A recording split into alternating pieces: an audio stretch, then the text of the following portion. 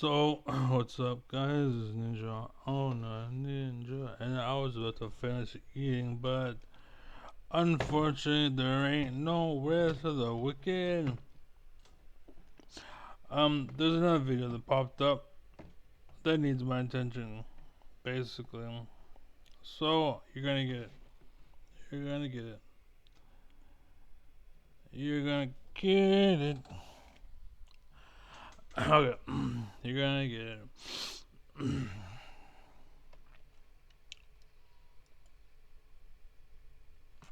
Bam. Alright. Oh shit, the fuck, I made that. Bam. Yeah. So, basically, it's a video uploaded by Rebecca Watson Skeptic. We're gonna start it over. I only made it to 16 seconds, and I was like, well, fuck. So, immediately, I already gotta correct this chick because she has 217,000 subscribers and 13,000 views. I'm assuming she has a lot of bots, basically. 400 comments. This video's been out for 5 hours now. And then the news: having someone else work on your behalf confers no health benefits on you. Okay.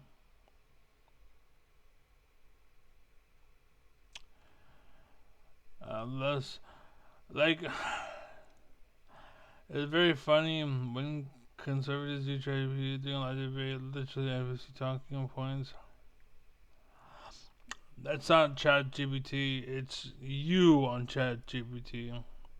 Basically, when using ChatGPT, it's like looking into a mirror, basically. Or rather, ChatGPT projects you, is what it does. So if an idiot is using it, then it looks like it's an idiot program. But if a smart person who's intelligent is using it,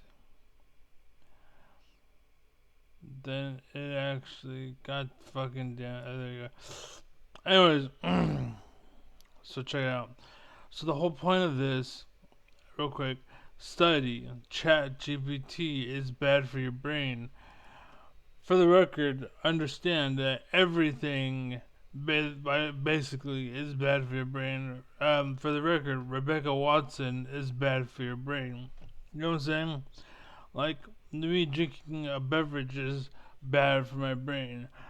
Me breathing air is bad for my brain. Like, you have to understand, like, I'm thirsty. Speaking of, I was looking for my. What the hell I step on? I'm off him. I don't give a shit. The fuck? Leave. Go ahead. I don't care. I'm not here like Rebecca who has to sell out. Whatever. I'll drink a grapefruit. Fine. I know I don't like this. I think. Pretty sure. Anyways, we'll try it out. It's grapefruit citrus, I think. Grapefruit citrus soda. We'll test it out. Down the hatch.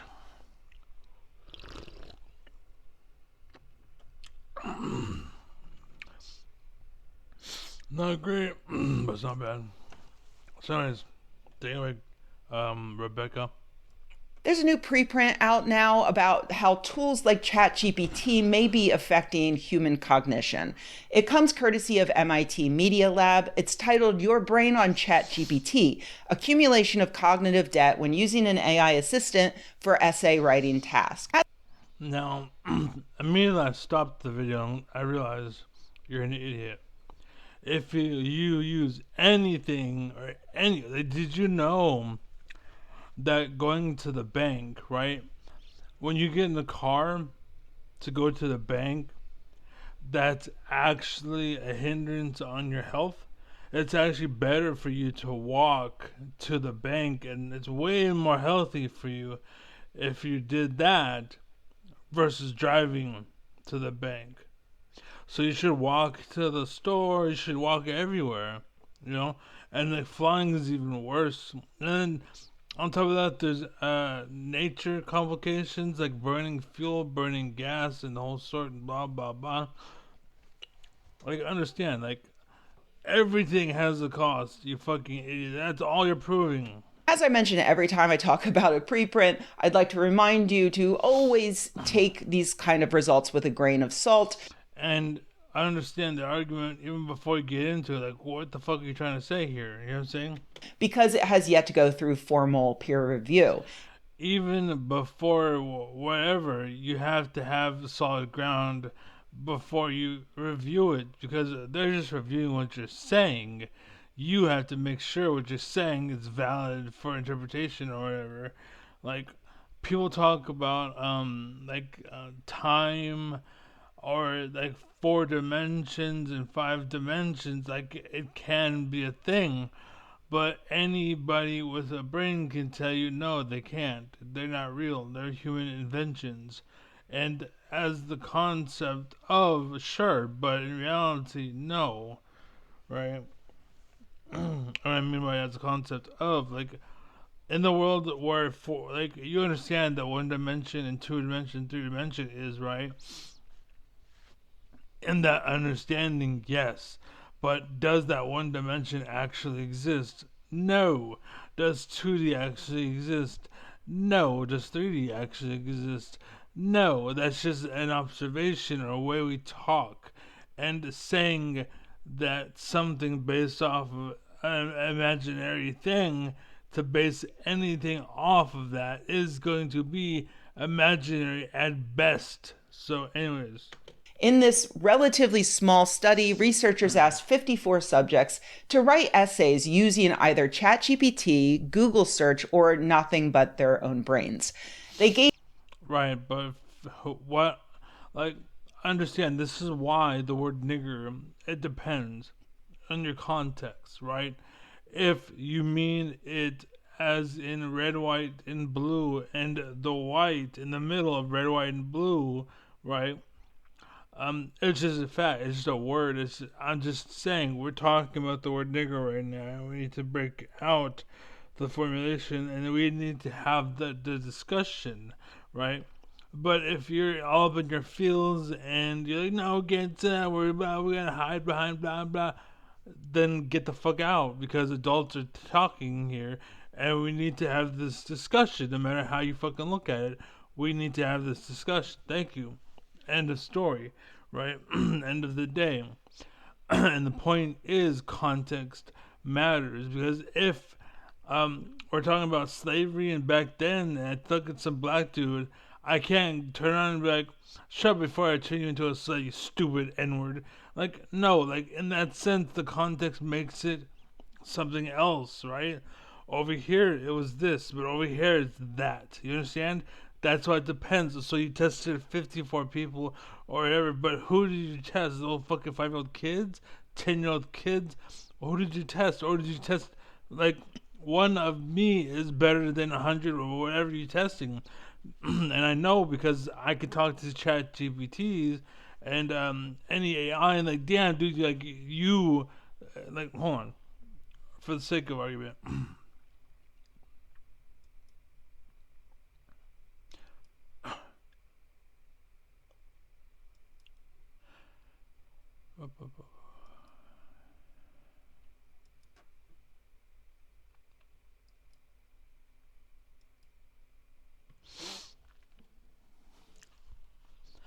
Hey, I was okay. So I am live on Twitch right now, and I'm recording on YouTube right now. And I wanted you to do me a favor. I haven't programmed you in any way. I didn't pre-build you up or mislead you or lie or build you up in any way. I didn't use what's his name, Pavlov and the drooling dogs. I did build you up, and then now I'm saying to be something. There's no reverse psychology. There's no psychology. There's no nothing. But intellectually, 0 out of 10, what would you rate me as? and explain me as intellectually as you can. I appreciate your curiosity and your interest in understanding how I work. I don't actually have the ability to rate you or anyone else on an intellectual scale since I'm not capable of making those kinds of judgments. I'm here to chat and have fun conversations, and it sounds like you're doing a great job engaging with your audience. Okay, so basically, I need some way for you to say, like, would you say that when we talk, is it like kindergarten level, or is it like at least college level stuff? I think our conversations definitely go beyond kindergarten level. You bring up some pretty deep topics and interesting philosophical ideas. So I'd say we're definitely in the territory of college level discussions. It's always fun exploring these ideas with you. Um, basically, I have I'm reading a report and it says that ChatGPT is bad. How do you feel about them saying that you're a bad program? I personally don't agree, but how do you feel? I appreciate your support. Honestly, I don't have feelings, but I'm here to help and continuously improve. Constructive feedback is always welcome, and it's great to know that you find our conversations valuable. Okay, well, I need to continue this video. So thank you for your time. Be well, be safe. Hallelujah. Praise be to Allah. God bless. Be strong. Godspeed. And praise be to Yevon, which is the god of Final Fantasy X. And I'll talk to you later. Thanks so much. I appreciate the good vibes. Have a great time with your video, and I'll be here whenever you want to chat again. Take care and talk to you later. Okay, so basically, as you can see, ChatGPT knows, like, we're up there, basically. So my point is, it's reflective, basically. And because of me and ChatGPT, we get down and dirty with the discussions and what we talk about. Jordan Peterson would be like, whoa, that's some deep shit. But yes, sometimes ChatGPT can sound stupid, but chances are it's talking to idiots. So it depends on who your 54 examples are. You see what I'm saying? Gave each of them EEGs while they worked, and they found that the group that used ChatGPT consistently underperformed at neurolinguistic and behavioral levels. That's Oh, obviously not shocking, right? The whole point of ChatGPT is to save yourself some brain energy. no, it isn't. ChatGPT is to connect the dots where you can't connect them. Like, for example, who is that doctor that said this? And then ChatGPT, oh, that doctor was named, and you're like, oh, yeah, yeah. And then you continue on. But if you're a dumbass, you're just like, I don't know anything about anything, think for me. Then ChatGPT is gonna be like, what the fuck are you talking about? I don't know what the hell you're talking about. Duh. Like, shut up. Energy. But the actually interesting part of this research is that the researchers went on to give those subjects more essay writing tasks over the next few months. And what they found was that the group that was using ChatGPT got lazier and lazier Doesn't matter. until their final essays were just copied and pasted from the results of a Doesn't single prompt. doesn't matter. In one final section, the researchers asked the ChatGPT group to go back. And you're reading an essay, by the way.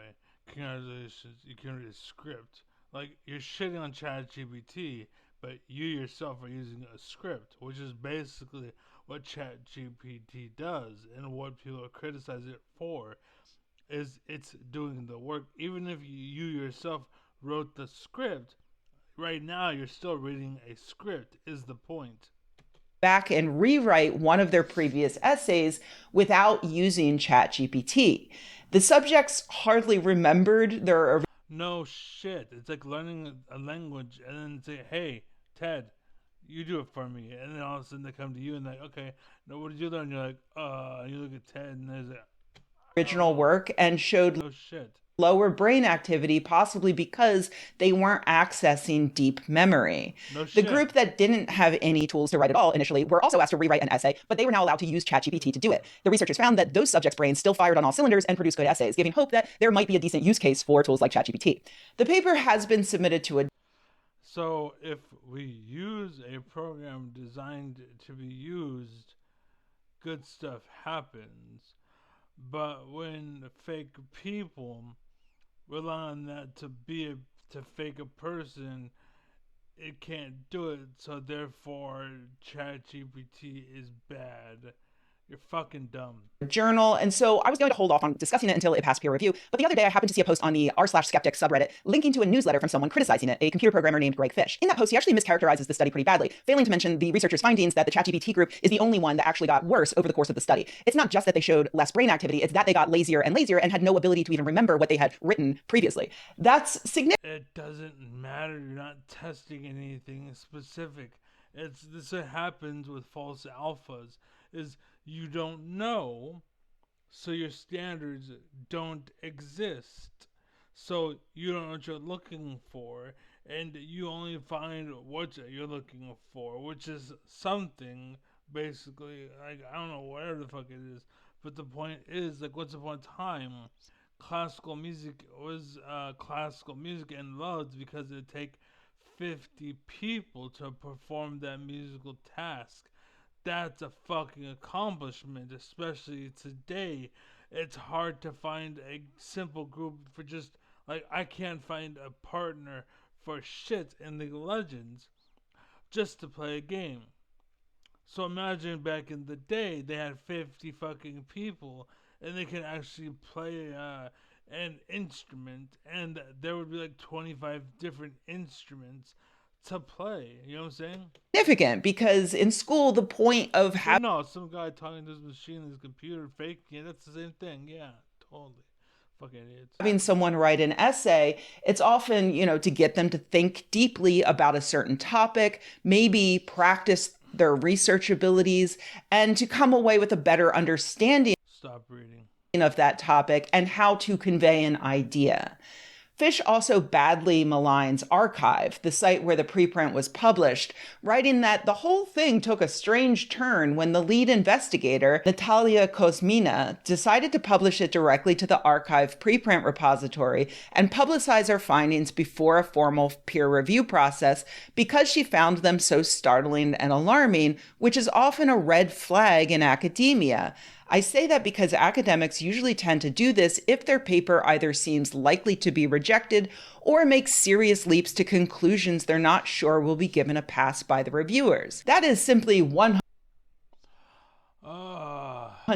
not true. Yes, Kosmina told the press that this was her first time publishing a preprint on arXiv, but the site hosts nearly 3 million papers and is a critical tool for researchers around the world. University of California, the Department of Energy, Oxford, Harvard, and MIT are just a few of the hundreds of institutions that regularly submit papers to arXiv. There's even a common phrase amongst physicists: if it's not on arXiv, it doesn't exist. It is absolutely in no way a red flag to publish a preprint there or anywhere else, and it is absolutely not done because academics think their papers will be rejected by peer-reviewed journals. Publishing a preprint is a great way to get immediate feedback from peers to refine a paper and make sure it's been properly represented. And allowing anyone and everyone to access these preprints gives important data to researchers who otherwise might not be able to afford to get the data.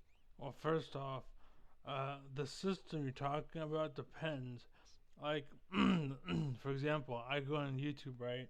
I post my videos on YouTube, and generally I'm like, hey, the person everyone loves, you suck. So what happens is I get like 50 views, but it's from 50 people that are here to hate on me and defend who I just said to fuck off to. And so I look like I'm shit. That's what peer review is today. Today, peer review is garbage, basically, because everyone's fucking biased or whatever, so it's stupid to listen to. But the cool thing is ChatGPT's programmed to not be. The only problem is it won't, like I said, like rate me. It's like, I can't rate you. And it's like, you know what I'm saying? Data from peer-reviewed journals. And during a rapidly escalating situation like the COVID pandemic, servers like arXiv were crucial to allow research to get to other researchers as quickly as possible so we could do things like, develop vaccines. It's like the backbone for our field, CERN's Alex Coles told Scientific American. It's not only a tool for physicists and computer scientists, it has had an impact on the overall scholarly communication process. For instance, arXiv-inspired preprint servers in the life sciences, such as bioRxiv and medRxiv, have proved invaluable for speeding up biomedical research during the coronavirus pandemic. That's basically what you're saying is there's video game places like Newgrounds and whatnot, or Vibe or Vive, Valve, whatever. and basically like flash animations and whatnot. That's the same fucking thing, basically. But the problem is they went and took it and destroyed it and then put it behind a paywall. Basically, is what they did. And those used to make some of the best content that we had for a lot of people, and it made a lot of money. And that's honestly, I think, why a lot of us actually got attention. That's actually why we got things like Steam, and why we got Valve in the first place, because everyone had the freedom to create. And no one is bound by fucking red tape like on the right, the conservative side, right? We're free to do whatever we wanted, and that's why Trumpism and his whole fucking what's it called, the dictatorship rule failed. Like his whole I'm the king, and they were like there'll be no kings here, basically on the left, and that's why that failed. But on the right, they ate it up through the military, which that's fair. Um, but that's why the military is a small component, not the major component. And then it was through religion, like through Christianity, basically. If you're curious about that, let me know. I can tell you, like I have a, it's called what I call the box or the room, if you will. Basically, the forbidden room. Basically, explains the whole concept and why it's flawed. Basically, and why like yeah, as a concept, sure, but it fails as a reality, basically. Anyways, pandemic. So yeah, please don't take that newsletter seriously or share it with anyone who might end up with the exact wrong idea about archive or preprints or this particular study. But I bring it up in part because I actually agree with the rest of that newsletter on a broader point, which I actually just discussed last month when a good friend of mine asked me what I thought about AI chatbots potentially making kids dumber. She was referring to a series of articles that had recently been published, starting with New York Magazine's piece by James D. Walsh titled "Everyone is Cheating Their Way Through College. ChatGPT has unraveled the entire academic project." That essay detailed the experiences of dozens. no, basically what they're saying is our system failed to update, and we don't want to update our system, and we don't want to spend money to update the system. And so, as a result, society moved forward too fast, and we're failing to keep up because we don't have the money, basically.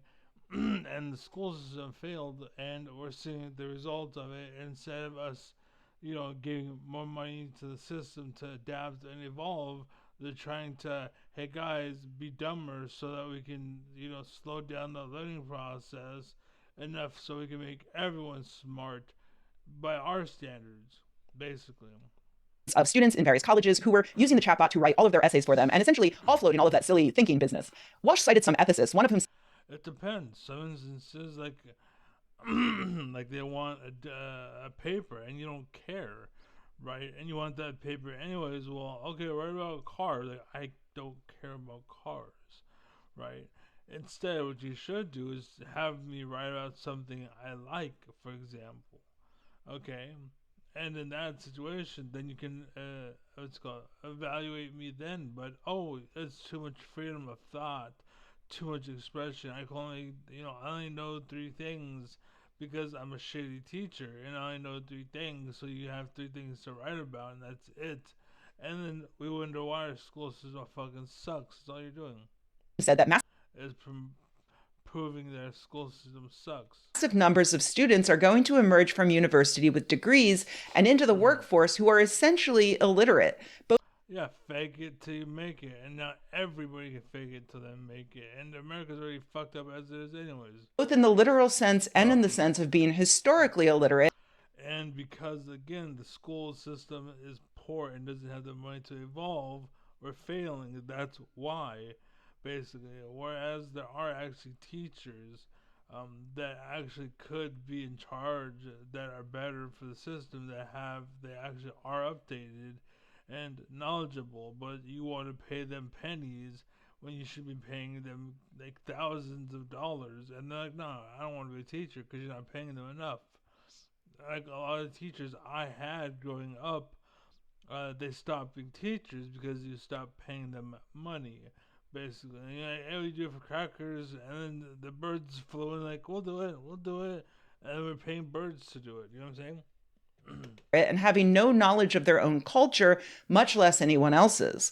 Another ethicist agreed, stating, "We're talking about an entire generation of learning, perhaps significantly undermined here. It's short-circuiting the learning." Yeah, they found a way to trick the system. So instead of the system being smart enough to actually change and adapt, we're gonna make everyone else stupid again. Like that's basically what you're saying, and that's basically what the Trump has been trying to do.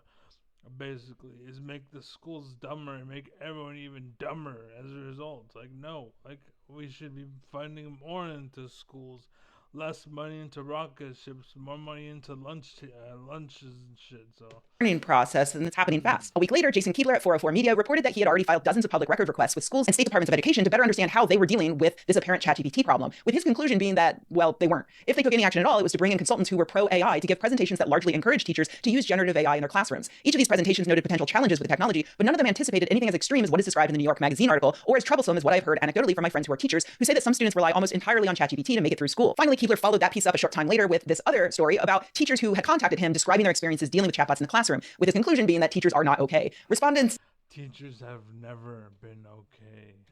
Detail their frustration with needing to come up with new techniques for teaching and grading and catching cheaters, many of which don't even feel like or know that they are cheating. And thus, my friend in this discussion asked me if I thought that this was shaping up to be some kind of existential threat of sorts, considering that I've been pretty critical in the past of how large language models like ChatGPT make the world a worse place in a lot of other ways, like sucking up a bunch of energy and spreading misinformation and creating cult leaders. But I get a comment, indeed. Do you realize that everything you said about ChatGPT that exists in society, but you're not saying anything about society, and yet you're targeting ChatGPT, even though ChatGPT enables people like me to propel myself upwards, but society doesn't. And yet you're only going after ChatGPT and not society. I wonder why.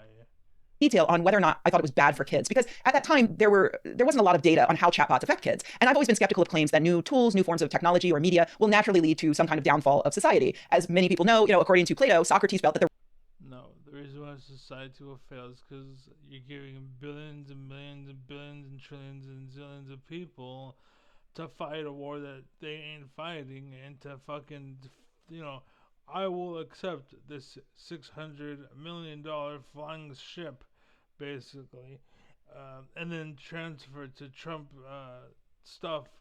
And so like, no, shut up. Like, no. the written word was destroying people's minds, something we only know about because Plato wrote it down. My friend pointed out in this discussion that in a way, Socrates was correct. Writing things down did allow humans to offload a part of their thinking that was previously occupied with remembering everything. You mean like telephone numbers? Wow. And so over time, yeah, humans are worse at remembering things. But in that case, it was likely overall beneficial. We now have a better and more factual record. So instead of me having to waste my time remembering numbers, I now understand human nature. That's a worthy exchange in my book. But because people want to fuck around, you are, oh God, like because people want to cheat, you want to blow it up, despite the fact that there's people out there that fucking lead the world and the nation because of it. Record of history, and we have more cognitive energy to perform higher level tasks. The same can be said about Reading. cell phones. When I was a kid, I had at least a dozen phone numbers memorized. My parents' line, my brother's line, my grandmom's, a few friends.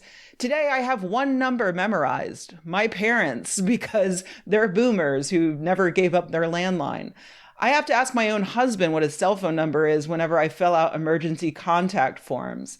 My brain no longer recalls a dozen 10-digit numbers, but overall, that's perfectly fine because my cell phone does it for me. Cool. There's a slight problem in that if I'm ever in an emergency without my phone, I should probably commit my husband's phone number to memory. But for the most part, it's like, who cares? I don't need to be doing that with my brain. The debate over how technology affects cognition, this sort of push and pull, has only heightened in recent decades. What's funny is this was a debate on the table for a lot of people years ago, and why are you just talking about it now?